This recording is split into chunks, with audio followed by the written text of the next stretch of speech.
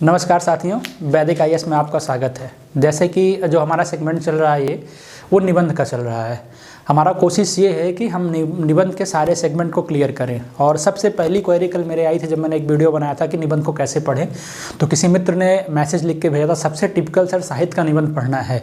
तो साहित्य के सेगमेंट को हम दो टॉपिक्स में तोड़ के बताएंगे। एक क्लास मेरी आज होगी, एक दूसरी क्लास मेरी कल होगी। लेकिन हो सकता है कि आज की मेरी क्लास से आप दोबारा साहित्य के निबंध के लिए जो समस्या आपकी होती है वो दूर हो जाए। जैसे कि लोग सिर्फ पढ़ते चले जाते हैं और साहित्य के जो निबंध होते हैं वो एक दूसरे से संबंधित होते हैं। लगभग 5 से 6 निबंध बनते हैं जिनका अटैचमेंट एक दूसरे निबंध से होता है, और वो कैसे होता है ये चीज़ हम आपको समझाने का प्रयास करेंगे। जैसे मान लीजिए आपसे अभी तो नॉर्मली हम आपको साहित्य समझाने का प्रयास कर रहे हैं कि साहित्य है क्या।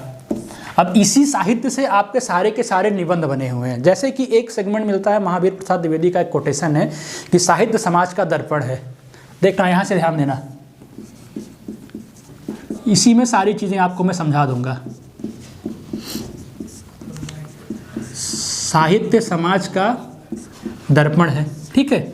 अब इन्होंने क्यों कहा होगा कि साहित्य समाज का दर्पण है, इस चीज़ को पहले समझना और कोशिश करना, यहीं से शुरू करना। कोई भी निबंध पूछे, साहित्य में नैतिक मूल्य पूछे, साहित्य में क्या कहते हैं, साहित्य और संस्कृति पूछे, कुछ भी पूछे तो कोशिश ये करना कि आपको लिखना यहीं से शुरू करना, या फिर किसी और कोटेशन से लिखना है, आपको मैं बताने का प्रयास करूंगा। जैसे साहित्य समाज का दर्पण है तो उन्होंने क्यों कहा होगा, क्योंकि जो समाज में घटित होता है कभी उसे साहित्य के माध्यम से समाज में पेश करता है। देखो,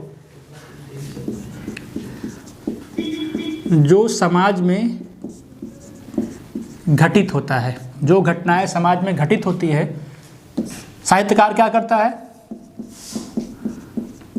उसे समाज में पेश करता है, ठीक है। अभी इसका भी प्रोज और कॉन्स मिलेगा कि दर्पण पर हम भरोसा नहीं कर सकते बल्कि उसके प्रतिबिंब पर हमें भरोसा करना चाहिए।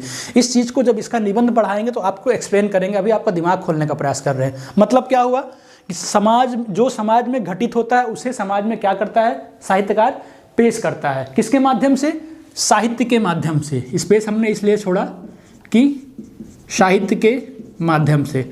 अब इसी में आप साहित्य के साथ साथ जोड़ सकते हो। पहले तो चलचित्र नहीं होते थे, अब मनोरंजन के साधन वीडियो हो गए हैं, वेब सीरीज हो गई है, मूवी हो गई है। अब वो भी साहित्य में आप देख सकते हो कि साहित्य में पहले किताबें आती थी, लेकिन अब मनोरंजन के साधनों में, साहित्य के साधनों में ये सारी चीज़ें आती हैं। अभी आगे एक्सप्लेन करेंगे। अब इससे एक प्रॉपर उद्देश्य समझ के आया कि साहित्य का उद्देश्य क्या है, साहित्य है क्या, या साहित्य का उद्देश्य क्या है। अभी आपके दिमाग को थोड़ी देर में खोल देंगे। साहित्य का उद्देश्य क्या है, इसके उद्देश्य का मतलब ये हो गया कि अपनी रचना में साहित्यकार क्या करता है, मानव जीवन के विशिष्ट पहलुओं को प्रकाशित करता है। अब साहित्य का उद्देश्य क्या हो गया कि मानव जीवन के विशिष्ट पहलुओं को प्रकाशित करना। कैसे, जैसे प्राचीन काल में महिलाओं की दशा क्या थी, प्राचीन काल में जाति कैसे थे, प्राचीन काल में वर्ण परंपरा क्या थी, प्राचीन काल में राजा महाराजा कैसे होते थे, अब राजा महाराजा कैसे हैं। साहित्य में बहुत सारी चीज़ें सीखने को मिलती है।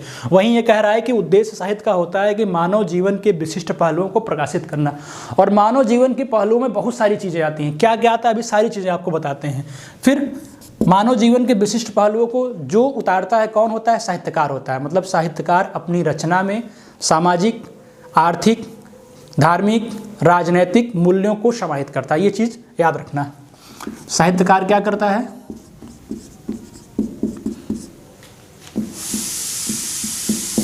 रचना के माध्यम से, ठीक है, क्योंकि मेन रोल किसका है, साहित्यकार का है। साहित्यकार रचना के माध्यम से या अपनी रचना में सामाजिक, आर्थिक, राजनीतिक, लिख लेना, सामाजिक, ठीक है, आर्थिक, राजनैतिक, ठीक है, धार्मिक, सामाजिक, आर्थिक, राजनैतिक, धार्मिक मूल्यों को समाहित करेगा। अगर वो ऐसे मूल्यों को समाहित करेगा तो क्या होगा, साहित्य का जो परम उद्देश्य होता है फिर क्या होगा, समाज का, समुदाय का, मानव का कल्याण होगा। देखिएगा, समाज का, समुदाय का, मानव जीवन का कल्याण होगा। अब जब हम अगर मानव जीवन के कल्याण की बात करेंगे तो मतलब हम किसकी बात कर रहे हैं, मूल्य की बात करेंगे। अगर मानव जीवन का कल्याण तभी होगा जब मनुष्य के अंदर मूल्य होगा। मूल्य का मतलब मनुष्य किसी से छल कपट नहीं करेगा, मनुष्य चोरी नहीं करेगा, मनुष्य भ्रष्टाचार नहीं करेगा। जहाँ पर मानव कल्याण को सर्वोपरि रखा जाए वहाँ हम मूल्य की बात करते हैं। मतलब कह सकते हो कि साहित्य और मूल्य एक दूसरे से लगे हुए हैं ना। देखिए एक फ्रेम समझिए, डस्टर दो, एक फ्रेम को समझिए और फ्रेम के माध्यम से देखिए कि सारे की सारे जो साहित्य के निबंध आते हैं सब कहीं ना कहीं से एक दूसरे से परस्पर समाहित हैं और आप इन्हीं चीज़ों को एक्सप्लेन करके किसी भी निबंध में घुसा सकते हो, किसी भी निबंध को एक्सप्लेन करके लिख सकते हो, एलाबोरेट कर सकते हो। अंत में जो साहित्य की चुनौतियाँ हैं वो चीज़ें हम आपको समझा देंगे, ठीक है।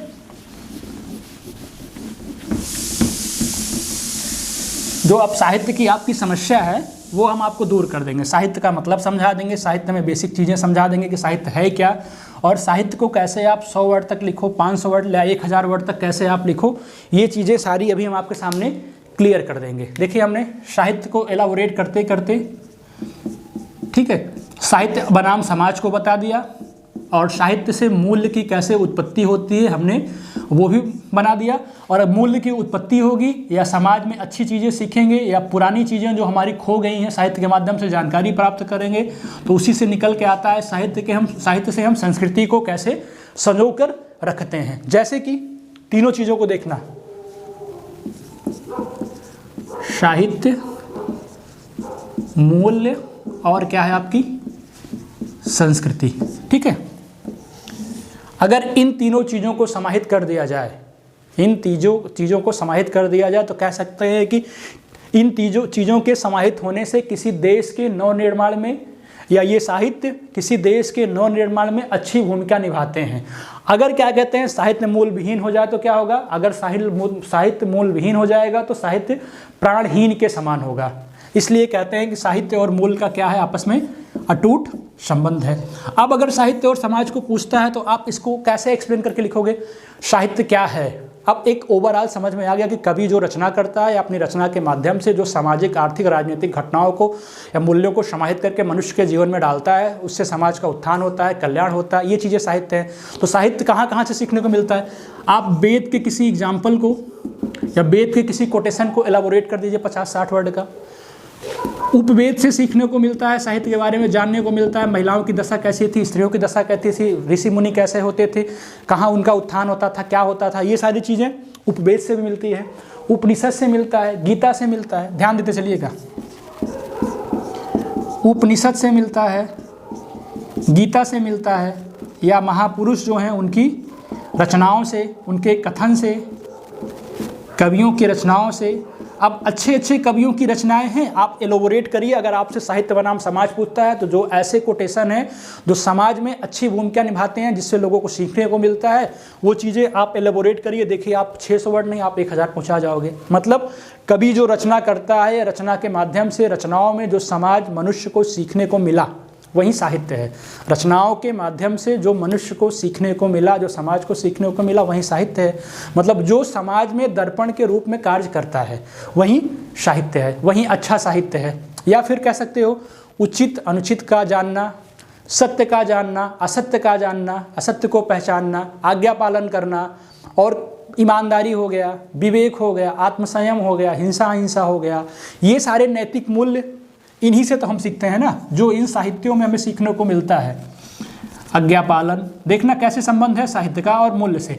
आज्ञा पालन हो गया, चोरी हो गया, अहिंसा हिंसा हो गया, छल कपट हो गया, जो भी स्टेटमेंट, सत्य हो गया, असत्य हो गया, विवेक हो गया, ये सब जो साहित्य से सीखने को मिलता है यही मूल्य हैं। अगर इसी मूल्य को हम सीखते हैं तो साहित्य बनाम नैतिक मूल्य का निबंध आपका पूरा होता है। ठीक है, तो अब ओवरऑल आपके समझ में आया। जैसे वेद में कोई कोटेशन ले लीजिए, उपवेद में कोई कोटेशन ले लीजिए, बढ़िया सा। अगर आपसे मूल्य नहीं पूछता है तो आप इस वेद के कोटेशन को लेके आप उसको मूल्य तक एलाबोरेट करते करते ले आ सकते हो, ना कि ये आप लिखना कि हाँ ये मूल्य का निबंध है। जैसे एक कोटेशन बड़ा फेमस है, देखिए मैं बढ़ा आपको साहित्य रहा हूँ लेकिन मूल्य के पहलुओं पे लेके जा रहा हूँ साहित्य के माध्यम से।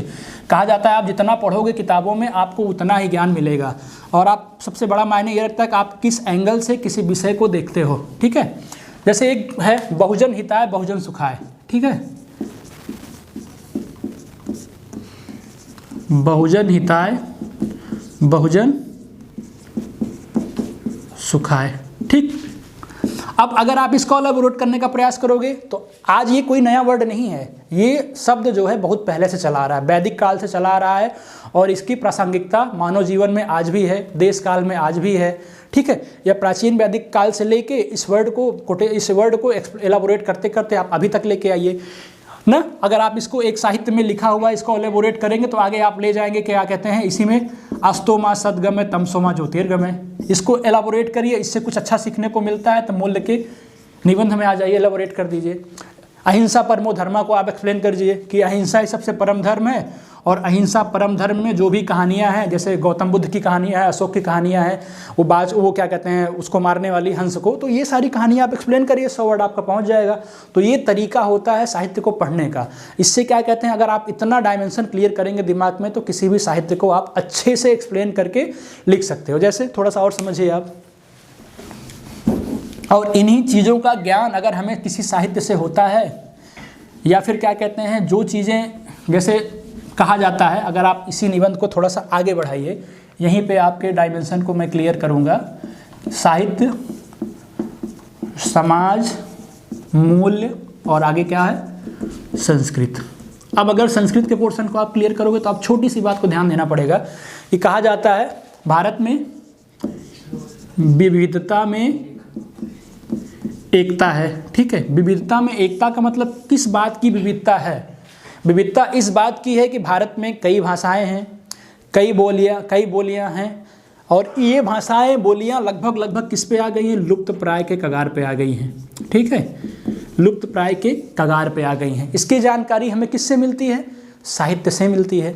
अगर साहित्य से किसी अच्छी चीज़ों की जानकारी मिलती है जो लुप्तप्राय हो गई है कि ये पहले के धर्म में ये ऐसा था, इस राज्य में ये चीज़ें होती थी या इस राज्य में, तो साहित्य से हम इसको समझ सकते हैं, साहित्य से सीख कर हम उसको संजो सकते हैं, नुक्कड़ नाटक के माध्यम से, साहित्य के माध्यम से लोगों तक फैला सकते हैं, न्यूज़पेपर के माध्यम से, चलचित्र के माध्यम से, मूवी के माध्यम से वो चीज़ें फिर से क्या कहते हैं परंपरा में ला सकते हैं ताकि लोग जाने कि पहले यहाँ की संस्कृति क्या थी। तो ये क्या हो गया, संस्कृति बनाम साहित्य हो गया। अब बताइए सारी चीज़ें एक दूसरे से लिंक हैं कि नहीं? लिंक कैसे? अगर आप और बढ़ाना चाहो संस्कृत को तो संस्कृत किससे संजो कर रखी गई है? संस्कृत को किसने संजोया है? सूफियों ने संजो कर रखा है। देखिए ध्यान से, आप किसी सूफी के बारे में थोड़ा सा एलोबोरेट कर दीजिए, कवियों के बारे में थोड़ा सा एलोबोरेट कर दीजिए, तुलसीदास के बारे में लिख दीजिए, परहित सरिस धर्म नहीं भाई, पर पीड़ा नहीं सम अधिमाई। ये क्या है? ये है कि तुलसीदास जी क्या कहते हैं, महिलाओं की दशा का वर्णन करते हैं उस समय, परहित सरिस धर्म नहीं भाई इसमें, और वो चीज़ें कहीं ना कहीं आज भी उसका योगदान है, उसका प्रासंगिकता है मानव जीवन में या समाज में या भारत देश में। तो इस तरह से कवियों के बारे में, सूफियों के बारे में, तुलसीदास के बारे में या अन्य चीज़ों के बारे में जो संस्कृत पे नाटक लिखा गया है, जो संस्कृत पे मूवियाँ बनी हुई हैं, समाज सुधारकों के बारे में राजा राम मोहन राय हो गए, विवेकानंद हो गए, ये सब क्या कहते हैं संस्कृति का एक पार्ट है, जिनको हम पढ़ के क्या कहते हैं आज भी कोशिश करते हैं कि हमारा समाज पहले ऐसे था और अब ऐसा है। ये सब क्या है? ये सब मूल्य हैं, ये सब क्या है? समाज सुधारक हैं जो साहित्य में कहीं ना कहीं योगदान देते हैं। अब बताइए अगर आप 800-900 वर्ड का निबंध आता है साहित्य का, आप नहीं लिख पाओगे। इसी को अभी एलाबोरेट करेंगे थोड़ा सा और, तो आपके दिमाग में थोड़ा सा क्लियरिटी आ जाएगी। हालांकि अभी निबंध नहीं पढ़ा रहे हैं, अभी सिर्फ आपको एक्सप्लेन करके समझाने का प्रयास कर रहे हैं कि अगर साहित्य बनाम समाज या संस्कृति या कुछ भी आता है, साहित्य समाज का दर्पण है, तो आपकी कलम रुकनी नहीं चाहिए।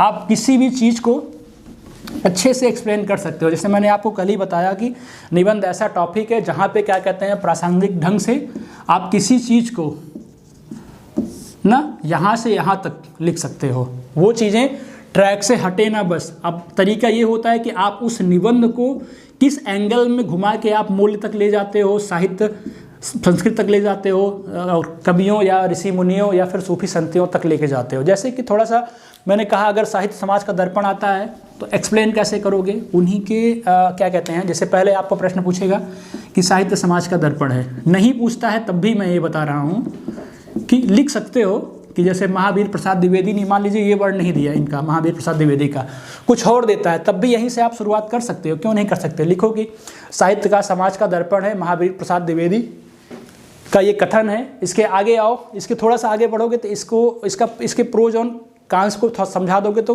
वो सोचेगा एग्जामिनर कि हाँ इसको काफ़ी अच्छे तरीके से जानकारी है। जैसे कह सकते हो कि निश्चित रूप से साहित्य समाज का दर्पण है, या कह सकते हैं? नहीं कह सकते। इस स्टेटमेंट को कहीं ना कहीं नकारा जा सकता है कि दर्पण सत्य नहीं होता। क्यों? क्योंकि दर्पण में दिखने वाला प्रतिबिंब हमेशा क्या होता है? आधा होता है। या फिर डिपेंड करता है कि दर्पण का स्वरूप कैसा है। दर्पण इतना बड़ा है कि हम पूरा दिख रहे हैं कि नहीं दिख रहे हैं।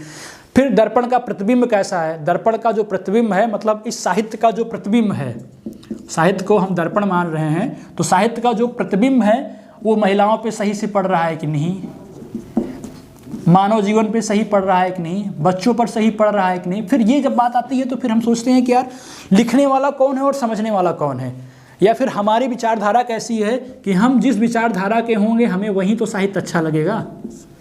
इसीलिए आदमी की मनोवृत्ति को परिवर्तन करने के लिए, फिर हम मूल्य पे आ गए ना, आदमी के मनोवृत्ति को परिवर्तन करने के लिए एडवर्टाइज का माध्यम लिया जाता है, फिल्म का माध्यम लिया जाता है। छोटी छोटी फिल्में आती हैं, जैसे वोटिंग की कैंपेनिंग चल रही है तो लोग सिंबल लगा के लोग सिंबल करते हैं, दिखाते हैं कि मैंने वोटिंग किया, या लोग लिखते हैं कुछ ना कुछ। तो ये कैंपेनिंग जो छोटी मोटी प्रचार होते हैं वोटिंग के, वो सब क्या होते हैं? वो चलचित्र के माध्यम से कहीं ना कहीं समाज को बदलने की बात की जा रही है कि मनुष्य घर में बैठ के वोटिंग करने नहीं जाता। तो इन सब चीज़ों को आप डायमेंशन इतने क्लियर करके आप इन सब चीज़ों को यहाँ भी एलेबोरेट कर सकते हो, क्योंकि पता है आप सही ट्रैक में जाओगे और अच्छी चीज़ें लिखोगे तो एग्जामिनर को आप अपने एंगल पे मोड़ने का प्रयास करोगे, ना कि आप बुक में पढ़ के रट के आप ये प्रयास करोगे कि हम यार कहते जा रहे हैं वो पता नहीं पड़ेगा कि नहीं पड़ेगा। ठीक है, तो ये अब इससे क्या स्टेट मिला? इससे स्टेटमेंट एक ये मिला कि साहित्य का एक व्यापक रूप है। मतलब एक साहित्य का दर्पण होना विकास को सुनिश्चित नहीं करता, बल्कि दर्पण का प्रतिबिंब लोगों पर पड़ना आवश्यक होता है। ये सच्चा साहित्य होता है कि दर्पण कैसा भी हो, अगर दर्पण का प्रतिबिंब जो है लोगों के दिमाग पर पड़ रहा है, लोगों की मनोवृत्ति परिवर्तित हो रही है, लोगों में मूल्य की भावना आ रही है, लोग चोरी नहीं कर रहे हैं, लोग अहिंसा नहीं कर रहे हैं, लोग करप्शन नहीं कर रहे हैं, तो वो एक सच्चा साहित्य माना जाएगा। अब देखिए साहित्य का डायमेंशन कितना क्लियर हो गया आपके दिमाग में कि साहित्य बनाम मूल्य पूछे, साहित्य बनाम नैतिक मूल्य पूछे, साहित्य बनाम समाज पूछे, कुछ भी पूछे आप अच्छे से एलाबोरेट करके लिख सकते हो। एक द्विवेदी जी का दूसरा स्टेटमेंट है, आप वहाँ से भी शुरू कर सकते हो कि द्विवेदी जी कहते हैं साहित्य जो है ज्ञान राशि के संचित कोष का नाम साहित्य होता है। देखना, द्विवेदी जी कहते हैं ज्ञान राशि के संचित कोष का नाम साहित्य है, यह साहित्य ज्ञान राशि का एक संचित कोष है। मतलब ज्ञान क्या है पहले ये तो जानो। अगर मनुष्य के अंदर ज्ञान है तो साइकिल चलाएगा, मनुष्य के अंदर ज्ञान है तो किसी से झगड़ा नहीं करेगा, मनुष्य के अंदर ज्ञान है तो खाना बनाएगा और सही से बनाएगा। मतलब ज्ञान कहीं ना कहीं जीवन से जुड़ा है, समझे? ज्ञान कहीं ना कहीं जीवन से जुड़ा है। अगर ज्ञान जीवन से जुड़ा है तो साहित्य जीवन से क्यों नहीं जुड़ा है? साहित्य भी तो जीवन से जुड़ा होगा ना। इसलिए कह सकते हो कि साहित्य का आधार जीवन भी होता है। प्रत्येक देश का साहित्य उसके समाज के ऊपर निर्भर करता है, उस देश के समाज के ऊपर निर्भर करता है कि वहाँ का साहित्य अगर ऐसा है तो वहाँ के लोग कैसे होंगे। देखिए कितनी बड़ी बात इन्होंने कहा कि अगर साहित्य का संबंध, ज्ञान का संबंध, जीवन का संबंध ज्ञान से है तो साहित्य का संबंध भी मतलब ज्ञान से है। ठीक है, तो इनके इस स्टेटमेंट से भी आप चीज़ों को शुरू कर सकते हो और धीरे धीरे यही लिख सकते हो। जैसे एक स्टेटमेंट बड़ा प्यारा है, वसुधैव कुटुंबकम, आप इसको लिख के एक्सप्लेन कर दीजिए। ये मूल्य में भी फिट बैठेगा, समाज के दर्पण में फिट बैठेगा। सर्वे भवन्ति सुखना सर्वे सन्तु निरामया, ये यहाँ भी फिट बैठेगा और वहाँ भी फिट बैठेगा। इनके बारे में आप गूगल पे सर्च करिए, 50 वर्ड देखिए, 100 वर्ड देखिए और अच्छे से एंगल में विचारधाराओं को समझाते एग्जाम्पल दीजिए। फिर ऐसा नहीं अगर आप यहीं पे लिख के छोड़ दोगे तो आपको नंबर नहीं मिलेगा, आपको वो चीज़ें एक्सप्लेन करनी पड़ेगी जो और कोई नहीं करता। जैसे साहित्य के सामने अपनी कोई ना कोई चुनौतियाँ भी तो होंगी ना, और वो चुनौतियाँ क्या होती हैं साहित्य के सामने, जब तक आप ये एक्सप्लेन नहीं करोगे तब तक आपका निबंध जो है पूरा ही नहीं होता। अब चुनौतियाँ जैसे अगर आपको बताएं तो आपको चुनौतियों में हम फ्रेमिंग दे रहे हैं, बाकी जब निबंध बताएंगे तो सारी चीज़ें समझा देंगे। जैसे चुनौतियाँ साहित्य के सामने क्या हो सकती हैं, जो हमारा भाषा है, जैसे क्षेत्रीयता है। देखो कई चीज़ें बता दे रहा हूँ आपको, क्षेत्रीयता भी बहुत बड़ी चुनौतियाँ हैं साहित्य के सामने। जैसे हम अलग क्षेत्र के हैं तो हम अलग तरह की साहित्य को पढ़ेंगे, जो अलग क्षेत्र का है वो अलग तरह का साहित्य का पढ़ेगा, उसको एक्सेप्ट करने का प्रयास नहीं करता। अगर एक्सेप्ट करे तो भारत जाति के मनुष्य में एक विविधता का भरोसा होगा और लोग कई डायमेंशन से सोचेगा और वो मल्टी टैलेंटेड होगा, कहीं ना कहीं अच्छा करने का प्रयास करेगा। ठीक है, तो इससे रिलेटेड जो भी घटनाएं हैं उनका वर्णन कर दो। अलगाववाद है, इससे संबंधित जो भी हैं उससे रिलेटेड कर दो। सांप्रदायवाद है या सांप्रदायिकता है, उससे संबंधित चीज़ों को रिलेट कर दो। आतंकवाद है, आतंकवाद भी साहित्य के सामने चुनौतियां हैं, तो आतंकवाद का भी कहीं ना कहीं वर्णन कर दो। और इन सबको वर्णन करने के बाद इसमें 2-4-6 लाइनें लिखना पड़ेगा कि समय आ गया है कि हम सांप्रदायिक निरपेक्षता को समझें और उस पर या उसमें निहित भावना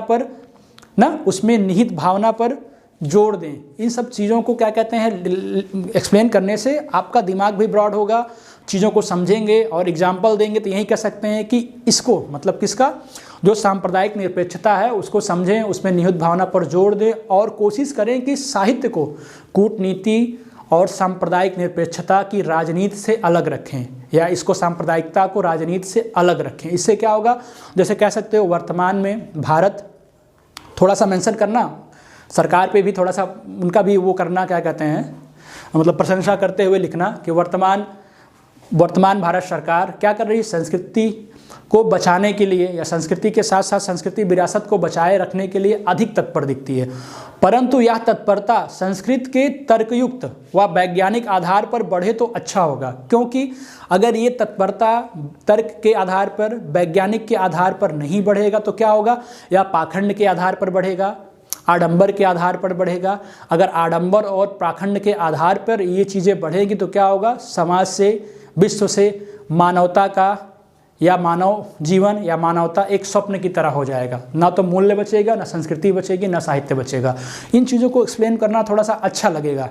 अब अगला जो टॉपिक होगा, हम साहित्य के एक निबंध को आपको शुरू से अंत तक, ये शुरू कैसे करें और इसका अंत कैसा करें, वर्ड क्या दें, कोटेशंस कौन कौन से दें आपको, ये चीज़ें एक्सप्लेन करने का प्रयास करेंगे। अभी तो आपका दिमाग खोला कि आप हो सकता है साहित्य का निबंध लिख के आप हमसे हमारे चैनल पर हमारा नंबर ले लेना और वहाँ पे अपना नंबर मैं दूंगा पर्सनली, और आप साहित्य के निबंध को लिख के भेजना और अपने आप से लिख के भेजना, किसी किताब से कॉपी मत करना। मैं बताऊंगा आपको कितना नंबर साहित्य में मिलेगा।